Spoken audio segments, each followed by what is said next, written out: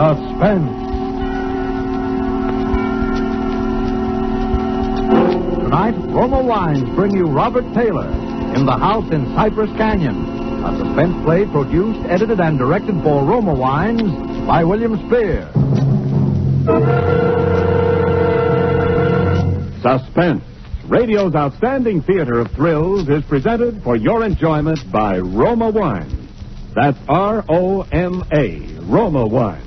Those better-tasting California wines enjoyed by more Americans than any other wine. Yes, right now, a glassful would be very pleasant, as Roma Wines bring you Robert Taylor in a remarkable tale of suspense.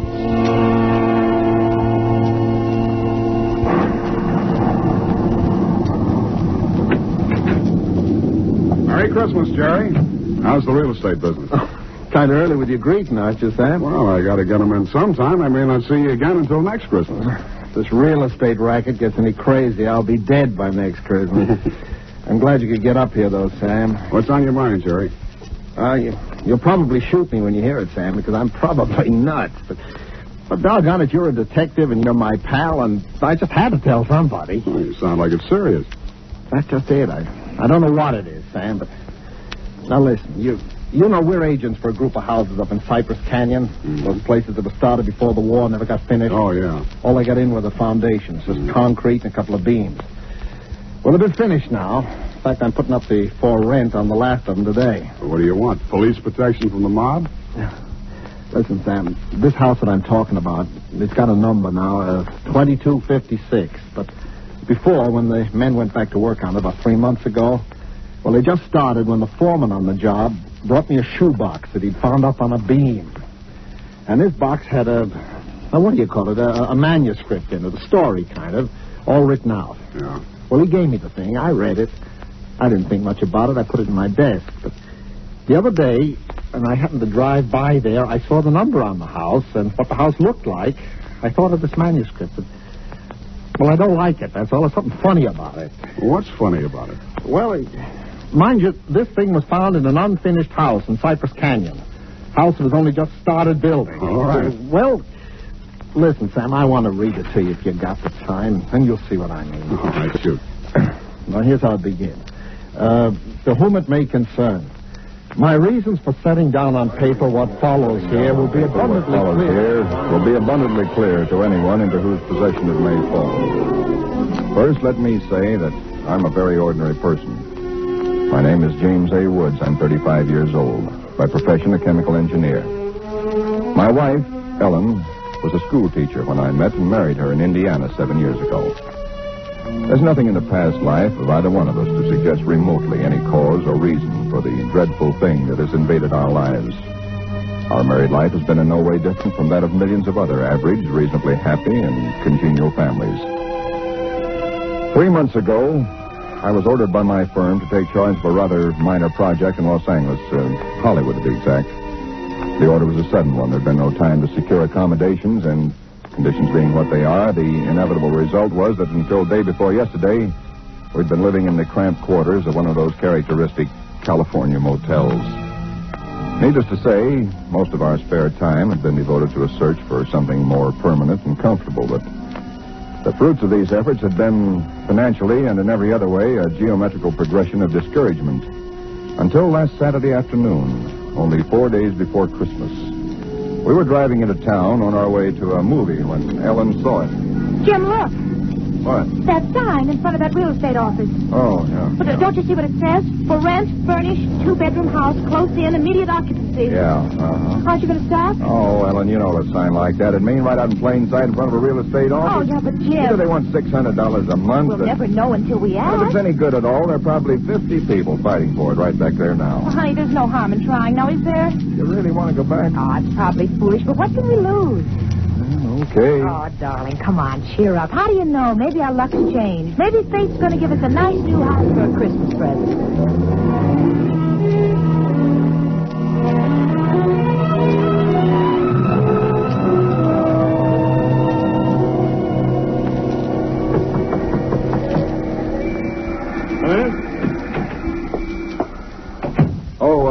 We're sorry to to bother you, but we just happened to see that for rent sign outside. Oh, yeah. I hung it outside just this minute. Is the house available? Why, sure it is. Let me introduce myself. My name is James A. Woods, and this is my wife, Ellen. How do you do? Wow. Looks like it's fixing to rain. Yes, so it does, doesn't it?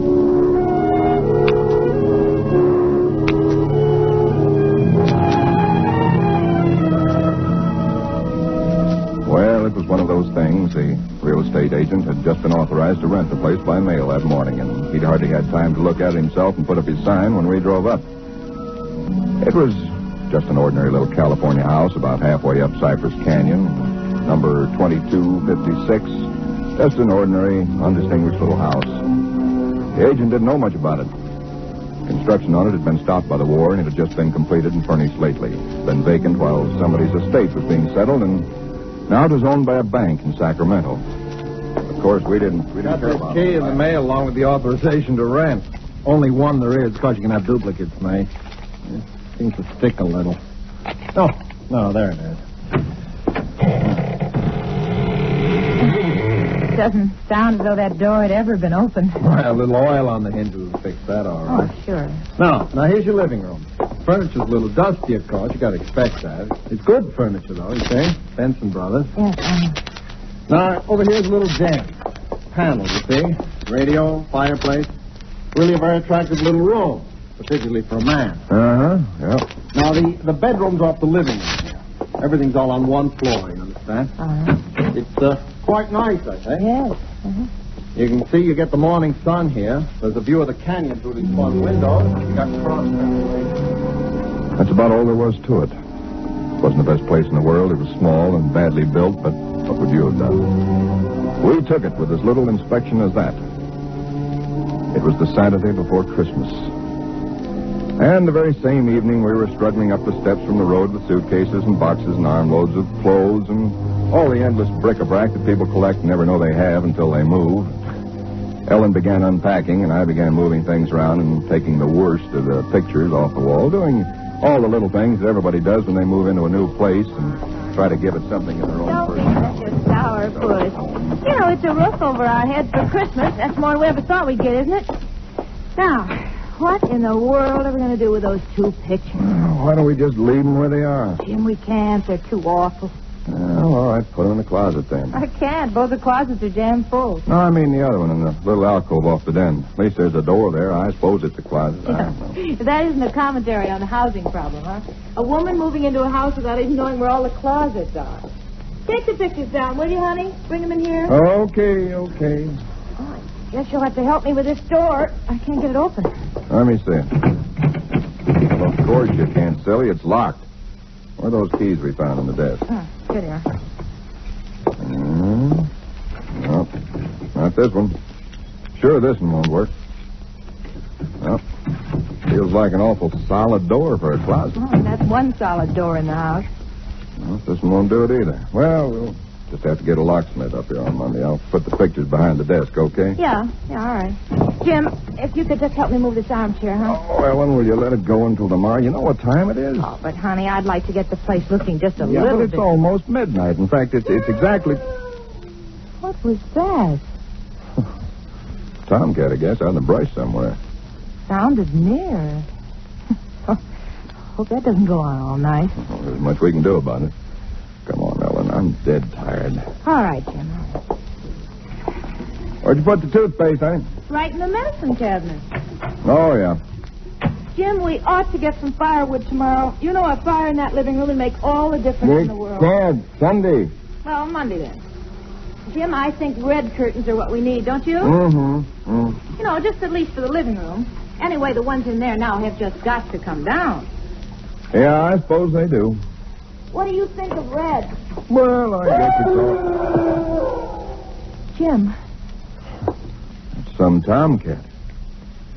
Jim, it sounded in the house. Oh, now, how could it be in the house, Ellen? We've been over every inch of the house. Except that closet. Now, how could a cat or anything else be in the closet that's been locked up for over a year? I don't know. Probably under the house. A wildcat or mountain lion or something. I hear they had them in California. Jim, I don't like Well, it. neither do I like it, but there's nothing we can do about it tonight. Oh, maybe we ought to call somebody, the police or some don't neighbor. be silly, Ellen. You act like a kid. Come on, let's go to bed, huh? Oh, all right. I suppose it is silly. Jimmy, did you lock the door? Yeah. Can I turn out the lights now? Yeah. All right. Good night, Ellen. Sleep tight. Good night, Jim.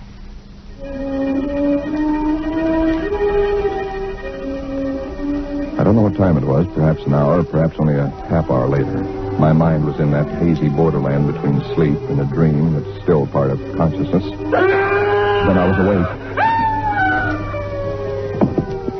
Ellen, are you all right? Yes. Did you have a nightmare or something? No. I heard it, too. Well, that didn't sound like any cat. Put on the light. Yeah. It seemed to be out there, Jim, in the house somewhere. I'm going to look into this. Jim, you be careful. Come on. Where's my shotgun? In the den, I think. Jim, What? there's something wet What? Where? running from under the closet door. Sticky. Ellen, don't touch it. I had to. Jim, it's blood.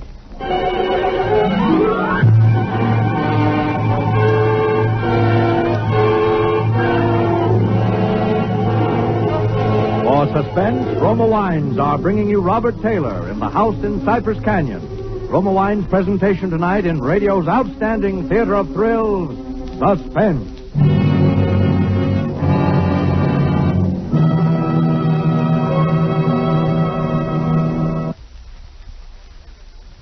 And now, Roma Wines bring back to our Hollywood soundstage Robert Taylor as James A. Woods, with Kathy Lewis as his wife Ellen, in The House in Cypress Canyon. A tale well calculated to keep you in suspense.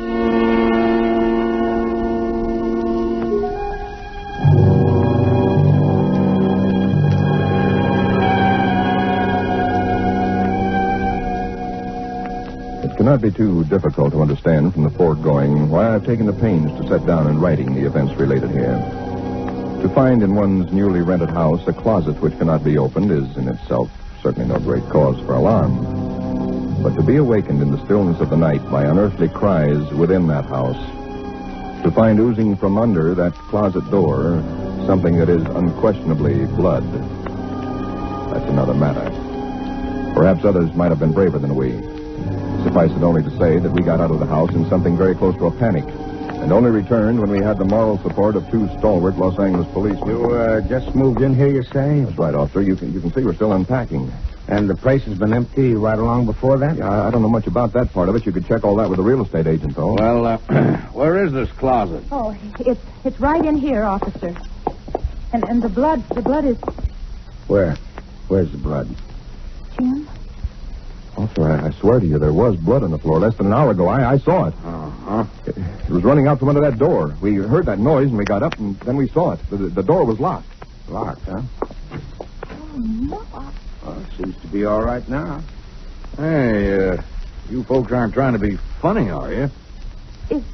Isn't there anything in it? No, ma'am, there is not. Look, officer, we're reputable people. You can call my firm. They'll tell you all about me. There's nothing wrong with this closet. Walls are solid. No trapdoors. If you think I'm lying... I didn't say that, mister. Oh, you probably did hear some sort of noise, and you got a little panicky. What about the blood? It got on my hand. Isn't there now, is it? Yes, Where? I feel it. Now, you folks just take it easy. You're liable to hear all kinds of noises up in these canyons at night. You're from the east, you say? Yeah. I'm sorry, officer. Ah, that's all right. That's all right. If you have any real trouble, call on us anytime. All right. Well, good night. Good night. Good night.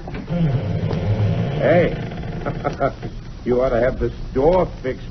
That's enough to scare you. Yeah, we're going to have it fixed.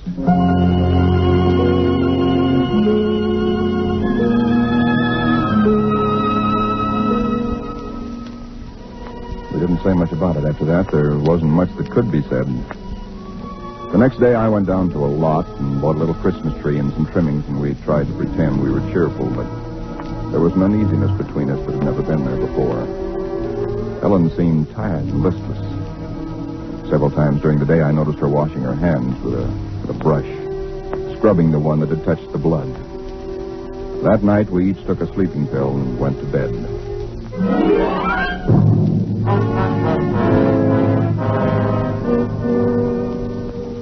It was sometime after midnight when I was suddenly wide awake and staring into the darkness. In some way, I knew at once and instinctively what had awakened me. Ellen was not in her bed nor in the room. The nameless thing I feared gripped at my heart until I could scarcely breathe. I opened the bedroom door and started through the house, putting on every light that I could find. There was not much to search, but I searched thoroughly. The living room, the kitchen, bathroom, den, even the garage. And all the time, the dread of looking where I knew at last I must look. For I think I knew from the very first time where I'd find her. It must have been a full minute that I stood before that closet door. Then I opened it. She stood there rigid, her arms at her sides, her fingers extended like claws. Her hair was over her face, her eyes stared out of it. Her lips were drawn back in a grin like an animal at bay. For a moment I was frozen with the horror of it. I stretched out my hand. Very deliberately, she turned her head and sunk her teeth until they met into the flesh of my forearm. I'd raised my hand to strike at her, but already she'd relaxed her hold and gone utterly limp. She would have fallen unless I'd caught her. I carried her into the bedroom and laid her on the bed. Strangely, at that moment, my only thought was how I might revive her. Until I saw that it was not a faint, but a sleep that she'd fallen into. Sleep as deep and heavy as though she'd been drugged. And so I left her. But for me, that night, there was no sleep.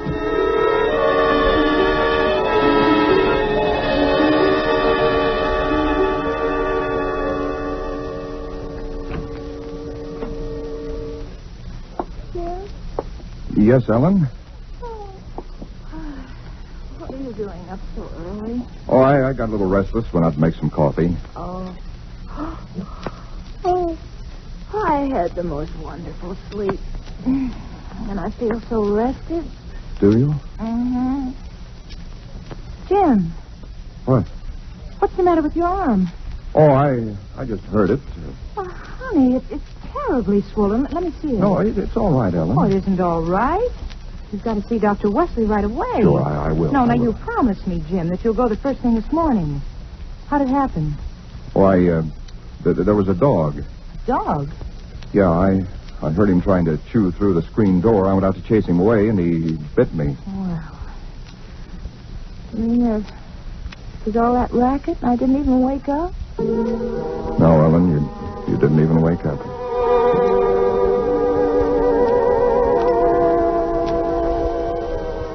It was clear to me that Ellen knew nothing of what had transpired the night before.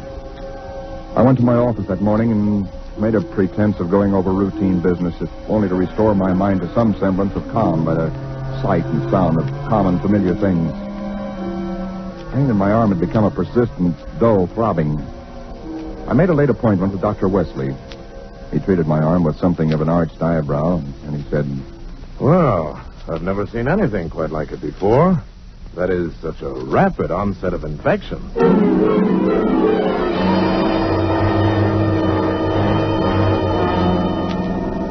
It was dark when I left his office. I hadn't realized it was so late. Driving home, my car seemed sluggish until I saw the needle on the dashboard and realized that I was pushing it to the utmost of its speed. I was racing home to prevent something before it was too late, before the darkness conspired against me. For somehow I already knew with certainty that it was the darkness and the night that I had to fear. The curves of the canyon seemed endless. And then the cold fear leaped up inside me. My house, too, was dark. I went slowly up the stone steps in the road, looking, praying for some sign of light or light. There was none. The house was empty. Ellen was gone. I looked with the same self-torturing thoroughness, and in that closet first of all, knowing as I did so that it was hopeless. house, I waited. Powerless and helpless now. Deadened in thought and will, empty as the house itself. Save only for the overwhelming sense of a terrible foreboding. Sometime in the early hours of the morning, I snapped on the radio, shortwave. Why? Surely a minor question now. I only know that I did. And then I heard it. Car 58, car 58, go to Laurel Canyon, the 4000 block. A report that a man has been injured or attacked. Condition thought to be critical. Ambulance will follow. That is all. I was there almost before the police, edging my way through the little crowd, staring down at the man lying there in his white uniform under the streetlight. Yeah, the milkman, poor guy. I heard him scream, but when I got here, he was just like this. All right, stand back, stand back. Please stand back. Well, you again. I heard it on the radio. I live just down the road. Yeah, I remember. What happened? Well, take a look. Maybe you can tell us. He was dead. And he was lying on his back. And his throat had been torn out, as though by the fangs of some wild animal.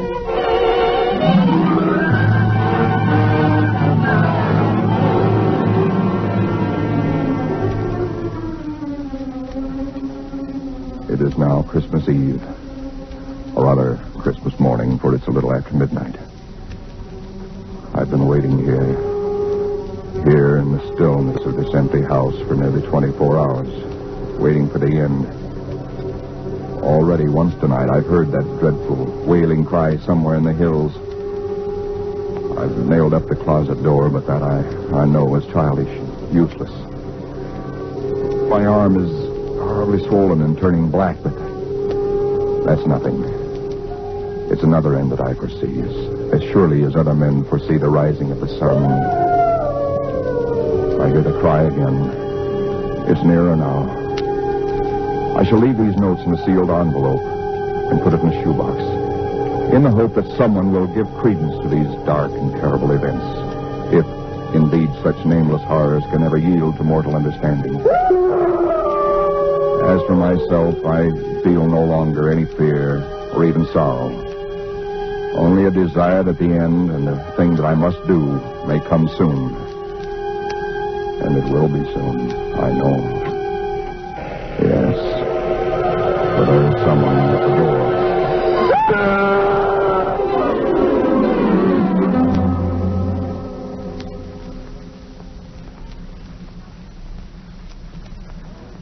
Someone at the door.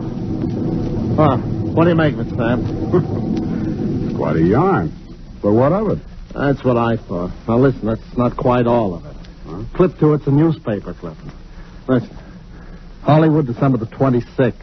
Police reported what was apparently a case of murder and suicide in Cypress Canyon sometime in the early hours of the morning. The victims were James A. Woods, a chemical engineer, and his wife, Ellen. Preliminary investigation indicates that Mrs. Woods was killed by the blast of a shotgun in the hands of her husband, who then turned the weapon upon himself.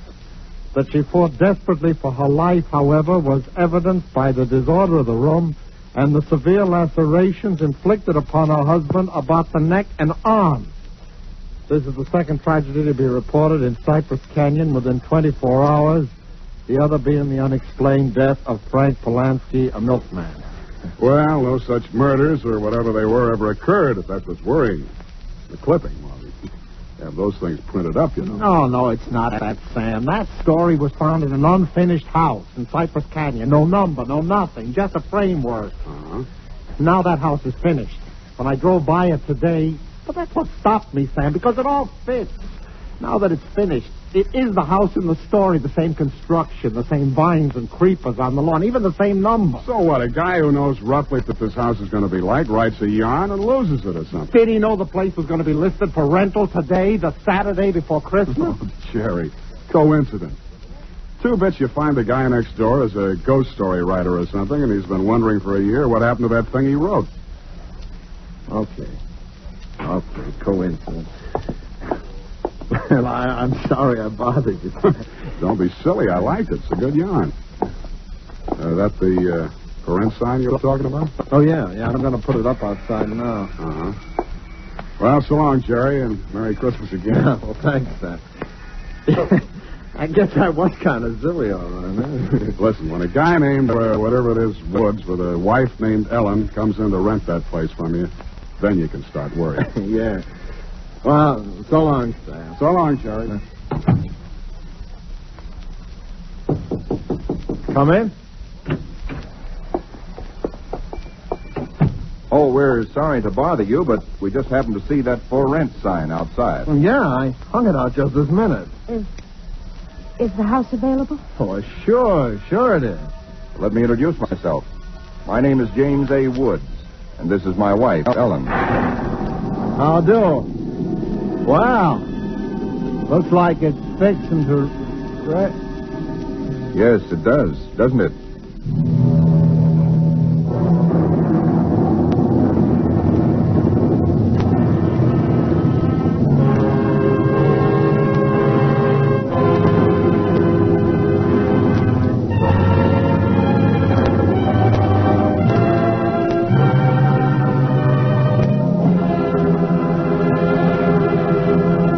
Suspense. Presented by Roma Wines, R-O-M-A, Roma Wines, selected for your pleasure from the world's greatest reserves of fine wine. Suspense. This is CBS, the Columbia Broadcasting System.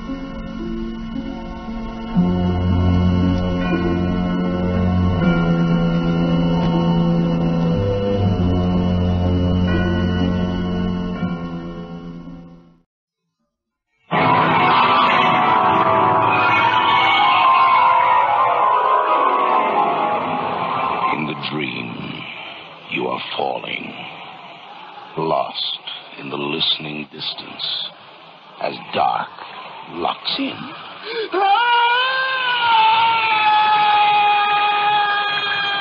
Nightfall.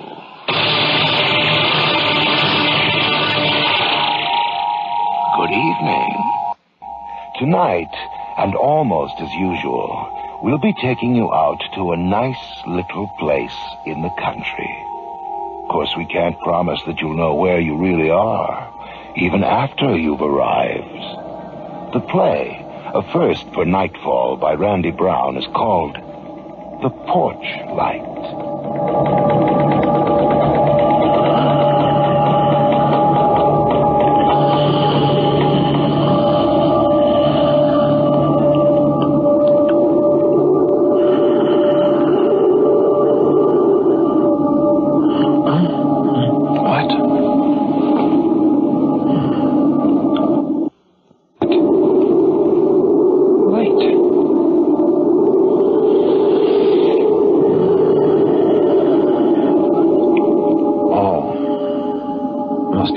Downstairs porch light on.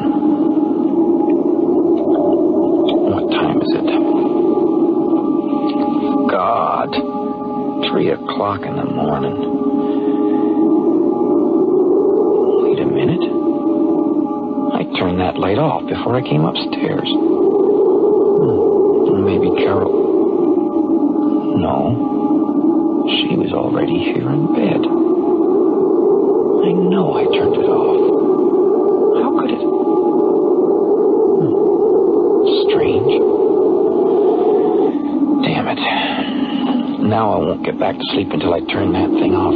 Shh. Try not to wake Carol. Where are my slippers? Dressing gown. It's cold. Feels as if the window's open. Nope. It's closed tight. Must be a draft from somewhere. Look at that storm. It must have snowed 6 inches in the last few hours. What's that? Something moved under the porch light down there. Can't see for this frost. Looks like it's... Yes, it is. It's a man. Standing under the porch light. My God, he's looking up here, waving. Like he wants me to come down. What the hell? What's he doing out there in this weather? Bob? Bob? I'm over here. What are you doing? There's a man under the porch light, waving to me. Oh, come back to bed. No. Come and see this. It's cold. Well, put on your dressing gown. Why don't you turn on the light? Not yet. There's something strange. Why is he waving like that? He couldn't possibly see me. Why doesn't he knock? Oh, maybe he knocked before and you didn't hear him. Could be. Something woke me. Look, he is there. You thought I was dreaming? No. What's he wearing? Looks like a jacket or... It's not a jacket, it's pajamas. Pajamas? Yeah, you're right, it is. Where could he come from wearing pajamas? Well, his car must have broken down. Who'd drive around the country in pajamas during a blizzard? Something funny. Funny isn't the word for it. No, I mean... He's standing there and seeing the pile of snow you shoveled today beside the front door. See the snow shovel sticking out? Yeah.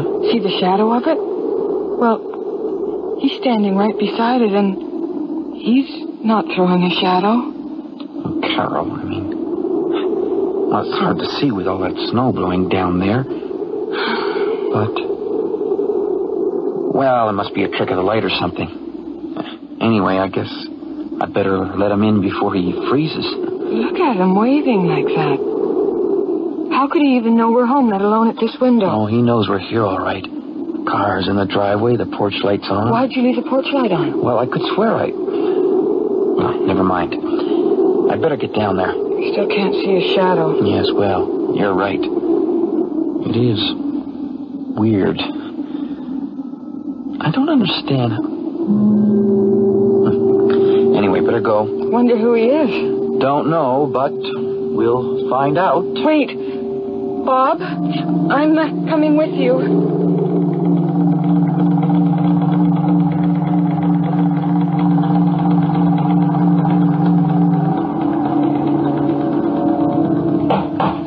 Bob, come into the kitchen. Honey, he's knocking at the door. I've got to answer it. No, wait.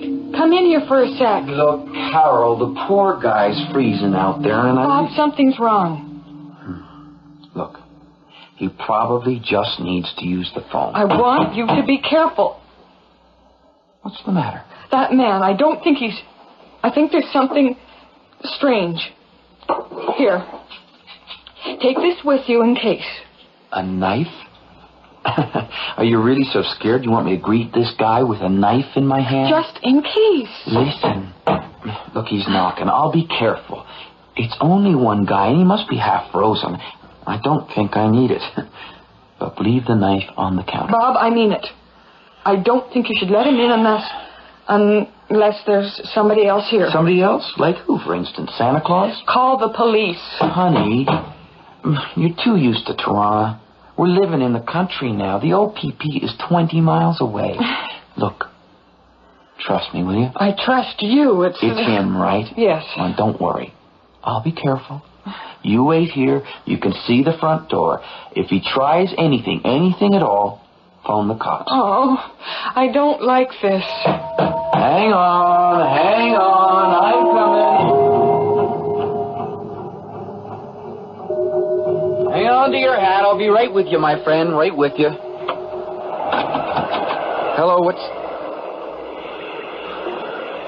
There's nobody here. Bob, now, where the hell could he... Is there somebody out here? What are you doing? Yes, sir. All right, somebody's playing tricks. Is that it? Where's The guy's gone. Where'd he go? Search me. Come back in here. I'll just take a look around the side. Hey, come off it, Carol. Stop playing games. Don't turn the light off. Hey, oh, what's going on here? I don't...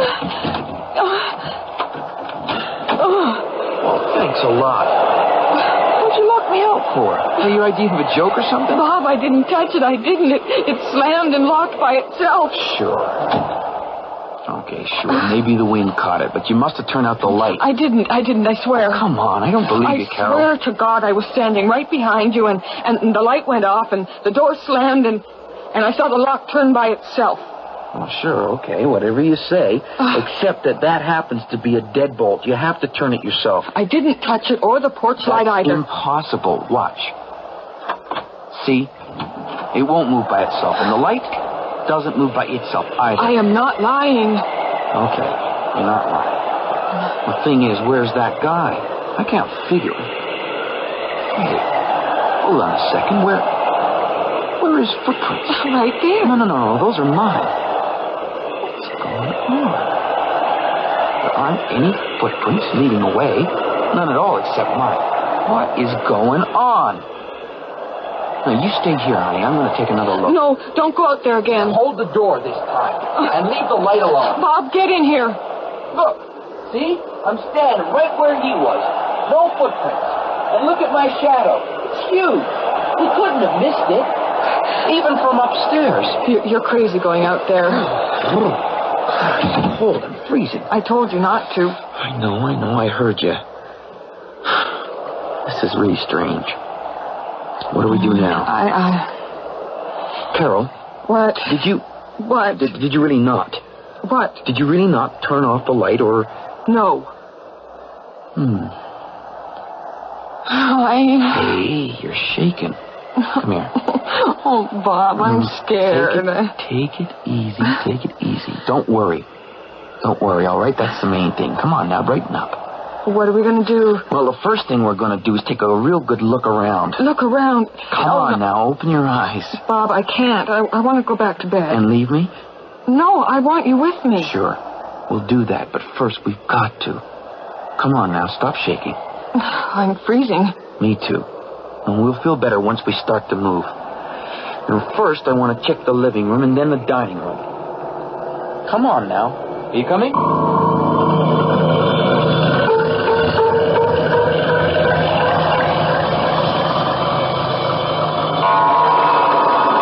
Let me get the light.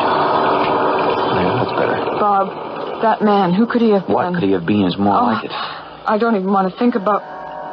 Where are you going? Checking these windows.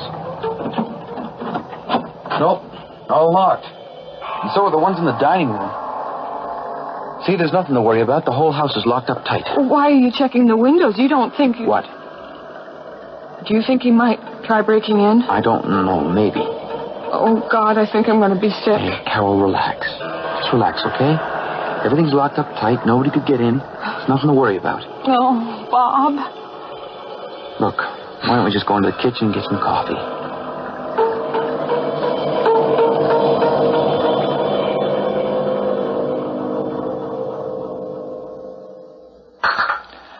My neck muscles. Tense. Call the police, please. Oh, for God's sake, Carolyn, tell them what? A man knocked, then disappeared. A lock turned, a switch moved. I can barely believe it myself. I can't understand it. It's like a nightmare. Just call them. They probably asked me if he landed in a spaceship. Then I'll call them. What's the number? Above the phone. Something's wrong. There's no dial tone. Is it plugged in? Yes. Take it easy. Let me. Oh, let's see. It must be. Yeah, it is. It's dead. What are you doing? I'm checking the cord. What are you looking for? Oh, nothing. Disappears here. Must go down to the basement. I better go down and check. Bob, no. You think somebody cut it? I'm not thinking anything. Actually, the storm. The lines are probably down. Don't go into the basement, please. Okay. Bob, wouldn't what? Well, if the telephone lines are down, then wouldn't the electricity be off, too? Good point. I wish I hadn't thought of that. Yeah. I wish you hadn't either. Bob, I think I hear... What? Something in the basement. Shh. Like what? I thought... I'll fix that. I'll lock the basement door. There. That'll do it. I'm sorry. It was probably just me. Maybe the furnace. I turned the thermostat up. I hope I don't start hearing things. Hey, let's turn the radio on, get some music.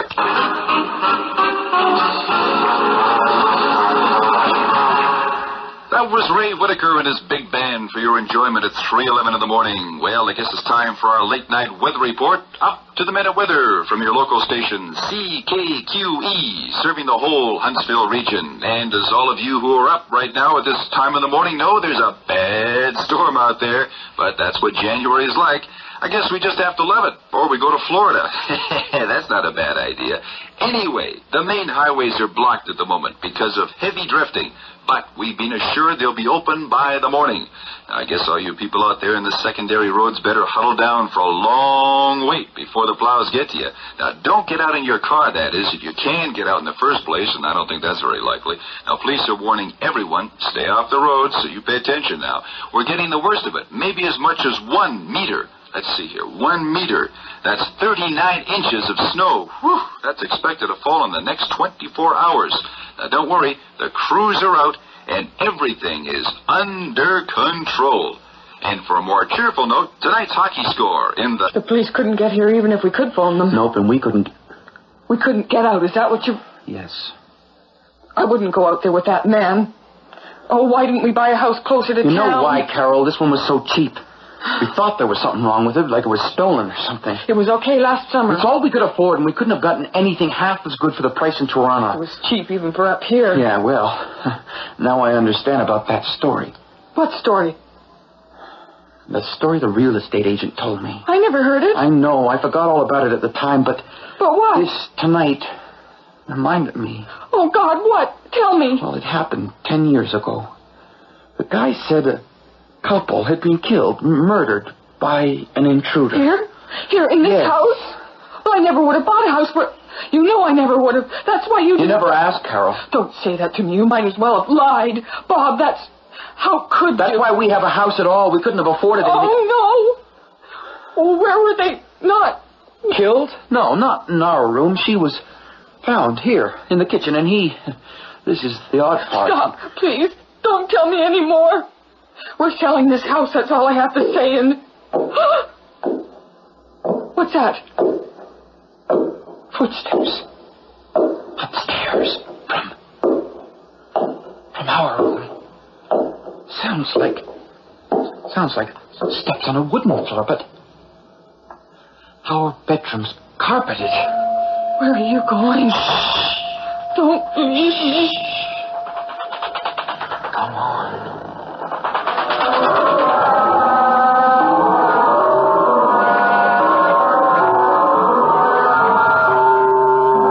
Look, our bedroom door's open.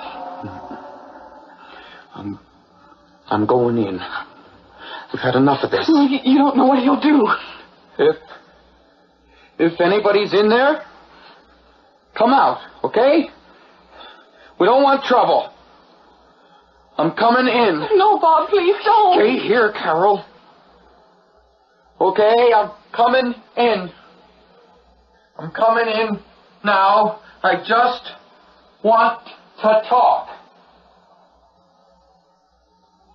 Carol, there's no one in here. Carol! Carol, it's okay. Here, hold it. Calm down, I'm here. Get me out of here, please. Yeah, we're getting out of here. Come on, let's go. Be careful. Watch where you're going. Oh, God, I'm going. Watch your steps. Where are the damn lights? Where are they? We've got to get help. We've got to get help. We'll get help. Don't worry. Calm down. Carol, there's no lights. There's no lights. Hang on to me, Carol. Hang on to me. We'll go back into the kitchen. It will be all right.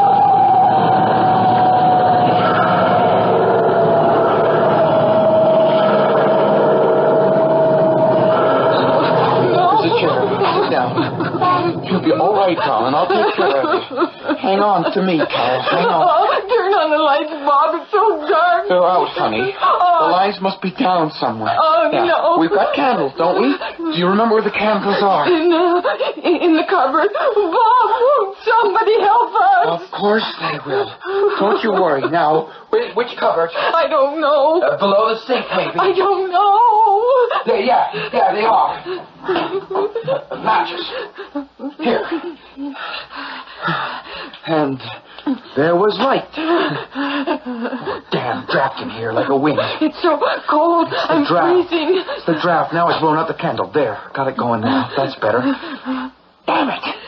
I can't keep the candle going. All right, Carol. I've got to get the flashlight. It's in the front hall closet. No, don't leave Darling, me here. listen, we've got to get out of here. I'm not going outside. That man's out there. Oh, I can't. You've got to, hear me? Now, I'm going to the front hall closet to get the flashlight, and I'll bring your coat. Oh, what if he's in there? I'll chance it. Be right back. Take the knife.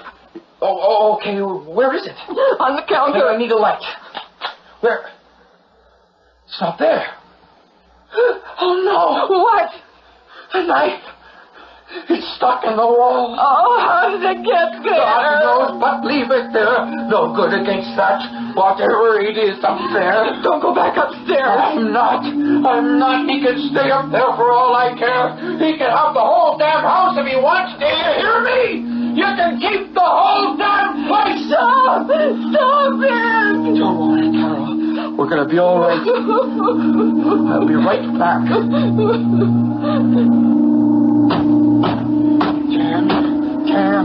Damn him. I'll get him this time.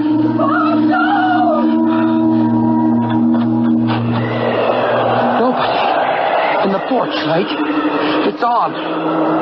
How can it be on and no footprints here? The door! Whoa! Is that? Carol, open the door! Open the door!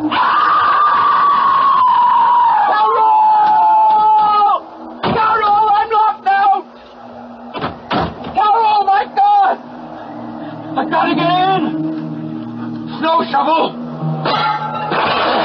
Carol, it's me. I'm coming in the window. Where are you, Carol? I'm coming. Carol, answer me. Are you still in the kitchen?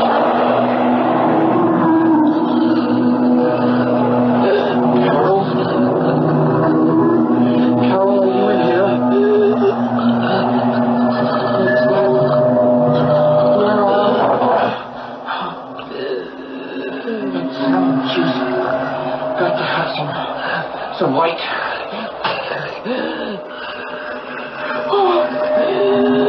The knife. Oh, God. Carol.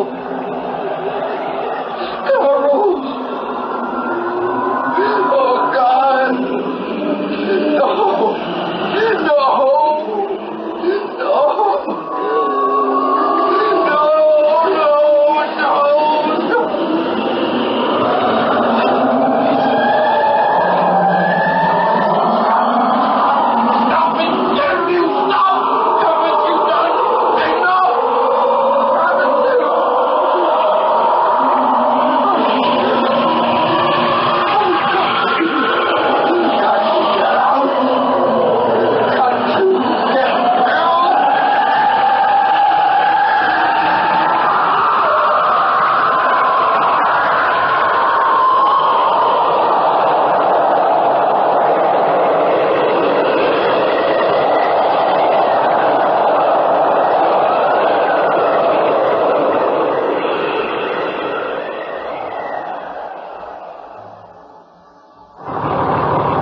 Road's been snowed in now 4 days, you know, officer, and we've been driving our rigs down and plowing them out as fast as we could get to them.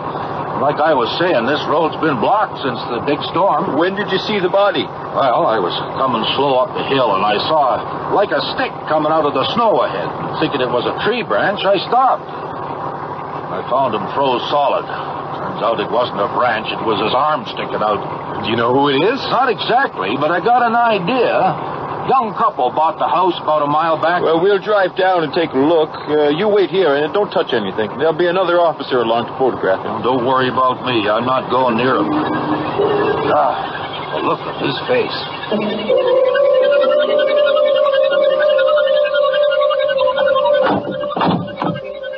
Well, this must be the place. Nobody's been in or out. Car's still in the driveway. Yeah. Let's go. How do you figure that guy got out in the road in his pajamas? Well, that's the $64 question. I say he was killed and dropped from a car. There was blood on him. Now, you don't get that from hypothermia. There weren't any wounds. I got a hunch we'll find our answer, if there is an answer, inside this house. What makes you so sure? How long you been on the force? A year. Over the last 9 years, we've had a lot of calls from this house. It's been empty for the last year or so, but before this, anyone who rented it would call us to report waking up to find some guy in his pajamas waving to them from the front porch. Well, how'd they know he was there? Well, they could see him standing under the porch light. But when they went to the door, nobody there. And footsteps and lights going on and off. A haunted house? You're kidding me. Well, everybody who lived here got out faster than they came in. Here, look. The front door's open, and the window's broken. Yeah. Looks like it was smashed with the snow shovel there. And the porch light's on. I got a feeling what we're going to find. Let's go inside. Hello? Anybody home? Snow's drifted in. There's no heat. Take a look in here, in the kitchen. There doesn't seem to be anyone. My God. A woman. My God, look at her. Yeah. She looks the same as... As what? As 10 years ago. The newspapers are going to have a field day with this one. But this isn't just a haunting, it's murder. It was murder 10 years ago. We found the exact same thing. Woman here in the kitchen and the man out there even looked the same. Door open, window broken. Even the porch light was on. All the newspapers played it up. We figured an intruder. But then the forensic lab got evidence from the husband's body. He killed her. And these people? God knows.